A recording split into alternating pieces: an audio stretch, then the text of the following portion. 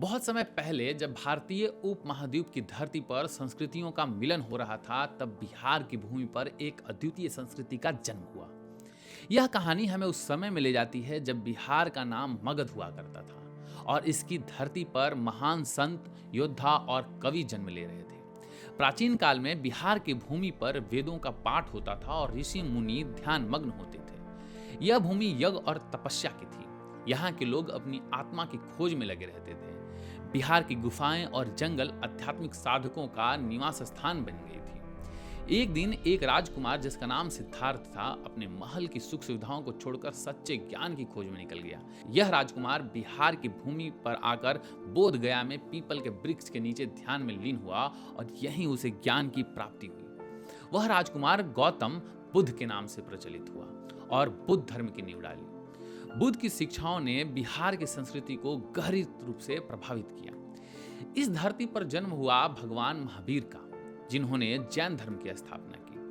महावीर ने अहिंसा, सत्य और अपरिग्रह के सिद्धांतों का प्रचार किया और बिहार की संस्कृति में धार्मिक और नैतिक मूल्यों को गहराई से जड़ दिया।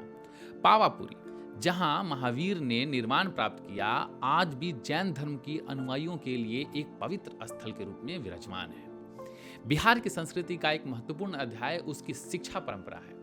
यहाँ की भूमि पर नालंदा और विक्रमशिला जैसे महान विश्वविद्यालयों की स्थापना हुई। एक समय था जब नालंदा विश्वविद्यालय में दूर दूर से विद्यार्थी ज्ञान प्राप्त करने आते थे। यहाँ की लाइब्रेरी और विद्वानों की रचनाएं पूरे विश्व में प्रसिद्ध थी। यह विश्वविद्यालय भारतीय संस्कृति के ज्ञान और शिक्षा का केंद्र बने। समय बीतता गया और बिहार की संस्कृति ने कई रूप धारण किए। यहाँ की लोक कला और संगीत ने विशेष पहचान बनाई। एक गांव में जब सूरज डूबता था तो गांव के चौपाल में लोग इकट्ठे होते थे। महिलाएं लोकगीत गाती, जिनमें उनके जीवन, प्रेम और संघर्ष की कहानियां होती। भोजपुरी, मैथिली, मगही और अंगिका जैसी भाषाओं में गाए जाने वाले ये गीत बिहार की आत्मा का प्रतिबिंब है। बिहार की संस्कृति में त्योहारों का भी विशेष भूमिका है। एक दिन की बात है जब गांव के तालाब के किनारे लोग इकट्ठे हुए और छठ पर्व का उत्सव मनाने लगे।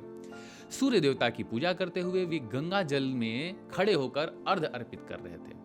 छठ पूजा की यह परंपरा बिहार की अनूठी सांस्कृतिक धरोहर है, जिसके अलावा होली, दिवाली और मकर संक्रांति जैसे त्योहार भी यहाँ धूमधाम से मनाए जाते हैं। बिहार के साहित्यिक धरोहर भी अत्यंत समृद्ध है। एक दिन एक छोटे से गांव में एक कवि ने अपनी कविता सुनाई। उनकी कविता में गांव की सरलता, प्रेम और संघर्ष की झलक थी। साहित्यकारों ने अपनी लेखनी से बिहार की संस्कृति को संजीवनी दी। यहाँ की लोक कथाएं, कहानियां और नाटकों ने समाज को दिशा और दृष्टि प्रदान की। बिहार की संस्कृति की कहानी केवल पुरानी किताबों में बंद नहीं है, बल्कि यह हर गली, हर गांव और हर घर में जीवंत है। यह कहानी धार्मिक और नैतिक मूल्यों, कला और साहित्य और त्योहारों की जीवंत परंपराओं की है। यह कहानी उस भूमि की है जिसने न केवल भारत बल्कि पूरे विश्व को ज्ञान और संस्कृति का अनमोल उपहार दिया। बिहार की संस्कृति एक जीवन धरोहर है जो पीढ़ी दर पीढ़ी चलती आ रही है और आगे भी चलती रहेगी। जय बिहार, समृद्ध बिहार।